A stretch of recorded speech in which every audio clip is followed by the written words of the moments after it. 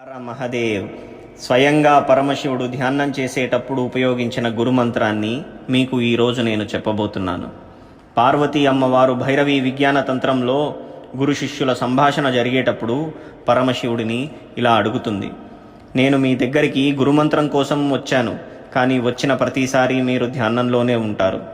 అసలు మీరు ధ్యానం చేసేటప్పుడు చదివే గురుమంత్రం ఏమిటో మాకు చెప్పగలరా అంటే దానికి జవాబుగా పరమశివుడు ఇలా చెప్తాడు, నేను ధ్యానం చేసేటప్పుడు చదివే గురుమంత్రం సోహం. దీనినే మనం కూడా ప్రయత్నించవచ్చు. మీ కళ్ళు రెండు మూసుకొని మీ దృష్టిని కనుబొమ్మల మధ్యన నిలిపి శ్వాసను లోనికి మెల్లగా తీసుకోండి. అలాగే శ్వాసను మెల్లగా బయటికి వదలండి. ఇప్పుడు మీరు గమనించండి, లోనికి శ్వాస పీల్చినప్పుడు సో అన్న శబ్దం లోన వెనక వినిపిస్తూ ఉంది. అలాగే శ్వాస బయటికి వదిలేటప్పుడు కూడా హమ్ అన్న శబ్దం వినిపిస్తుంది. ప్రయత్నించి చూడండి.